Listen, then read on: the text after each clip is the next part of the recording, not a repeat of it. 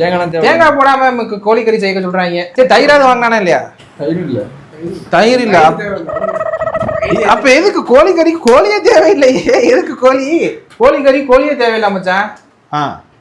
எதுக்கு கோழி? சும்மா தக்காளி வெங்காயத்தை மட்டும் வாயில போட்டு போங்க, சப்பாத்தியோட பிரட்டி தின்ட்டு. ஏண்டா தயிர் வாங்கல, தேங்காய் வாங்கல, சோத்துல சாம்பாரா? பக்கத்துல லேண்ட்மார்க் சொல்லு. டேய் இதே லொகேஷன் கரண்ட் லொகேஷன் அனுப்புடா. எதிராத்து அவனுக்கு பண்ண தெரியாதுடா. ஃபயர் சேஃப்டினா இருக்குல்ல இந்த வீட்ல.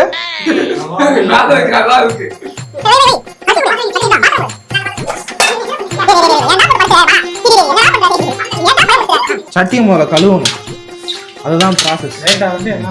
லேட்டா வந்து என்னெல்லாம் இல்ல. என்ன கேட்டியா? இருங்க வீட்டுக்கு போ. இவருக்கு ஒரு வாரம் உன்னோட அதை கேட்பாராம். நான் உனக்கு மத்தியானமே என்ன எங்கேயாவது இருக்கும். பாமாயில் இருக்குல்ல, எடுத்து ஊத்து. அடுப்பு பார்த்து சட்டியை தூக்கி இருக்கிற கேஸ பூரா அனுப்புறா வெளியில. எங்கடா வரமாட்டேங்குது? வை மச்சான். இந்த ரீஃபண்ட் ஆயில், இந்த கோல்டு வின்னர் இதெல்லாம் சொல்லுவாங்க, அந்த மாதிரி என்ன மூடிட்டு இருக்கிறத ஊத்துறா. என்ன இருக்கிறத வச்சு நீ என்ன இருக்காடா? இருக்கிறத வச்சு நீ என்ன சமைக்க போறேன்னு தெரியல. அந்த நெய், பட்டரு இந்த மாதிரி ஏதாவது இருந்தா டேஸ்ட் கொஞ்சம் தூக்கலா இருக்கும். 5 ஸ்டார் ரேஞ்சுக்கு போவோம். பட்டை, கிராம்பு, ஏலக்காய் தான் போடும். நான் லாஸ்டா போட்டுக்கிறோம்.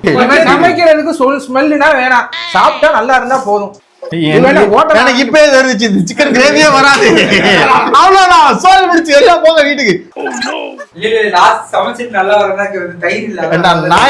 உன்னை நம்பி நான் 300 ரூபா 400 ரூபா செலவழிச்சு வாங்கிட்டு வந்து வச்சிருக்கேன். நல்லா கிரேவி மட்டும் வரல. அதுவும் இல்லாம எங்க சிக்கன் கிரேவி அம்மா வேற எனக்கு வந்து நைட் எடுத்துட்டு வந்துரு அப்படின்னாங்க. அம்மாவுக்கு குடுக்காம எதுவுமே கிடையாது. தாய் டேஸ்ட். அதுதான் சொல்றேன், நம்ம சாப்பிட்டு உயிரோட இருக்க போமா? தாய் டேஸ்ட் தான் முதல்ல. சரி இது என்ன கெட்டப்பு? சட்டையெல்லாம் ஒரு என்ன பாய் என்ன பாய் எந்த பாய் சட்டையை போட்டுது?